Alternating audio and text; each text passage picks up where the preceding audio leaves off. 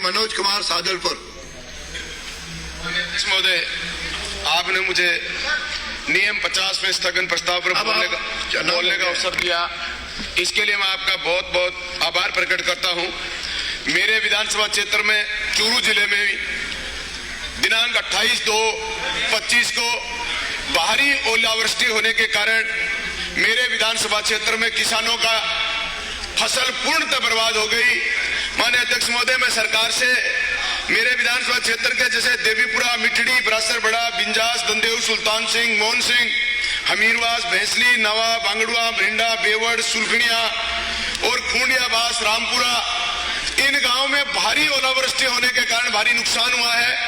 किसान वास्तव में बड़ा दुखी और असहाय हो चुका है। माननीय अध्यक्ष महोदय, मैं आपके माध्यम से माननीय मुख्यमंत्री जी इस सदन में नहीं है और कृषि मंत्री भी सदन में नहीं है। माननीय मुख्यमंत्री जी ने कई बार कहा मैं किसान का बेटा हूं और किसान के बेटे माननीय सदन के नेता, इस बात की हमें खुशी है। लेकिन माननीय मुख्यमंत्री महोदय, जहां भी हमारी बात को सुन रहे हैं, जहां भी हमारी बात को देख रहे हैं, मैं चाहता हूं कि सरकार किसानों की ओलावृष्टि के कारण जो नुकसान हुआ है उसके लिए विशेष पैकेज घोषित करे। किसानों के लिए बीमा कंपनी का पिछली सरकार ने 21 जुलाई 2023 को एक अधिसूचना जारी करी और उस अधिसूचना में ओलावृष्टि, जल भराव, बादल फटना, बिजली गिरना, बाढ़ जैसी प्राकृतिक आपदाओं को, फसल के वे व्यक्तिगत नुकसान को बीमा कंपनी के माध्यम से हटा दिया गया, इसको सामूहिक कर दिया गया। इसलिए मैं सरकार, मुख्यमंत्री महोदय से कहना चाहता हूं, पिछली सरकार के कारण पहले किसान अपनी व्यक्तिगत क्षति बीमा क्लेम कर सकता था, अब केवल समूह आधारित आकलन होगा।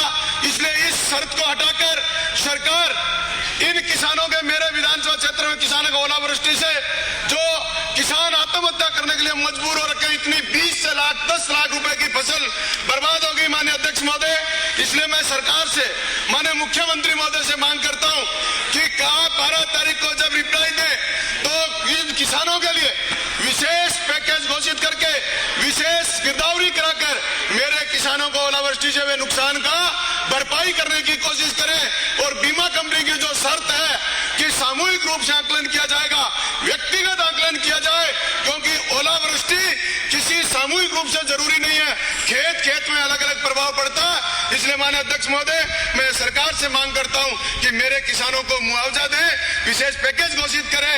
आपके कृषि मंत्री महोदय तो है नहीं, मुख्यमंत्री महोदय भी नहीं है, संसदीय कार्य मंत्री महोदय से मांग करता हूं कि हमारे इस विषय पर आप गंभीरता से विचार करेंगे और किसानों को लाभ देने का काम करेंगे। धन्यवाद अध्यक्ष महोदय, आपने मुझे बोलने का। 90 डूंगराम केतर।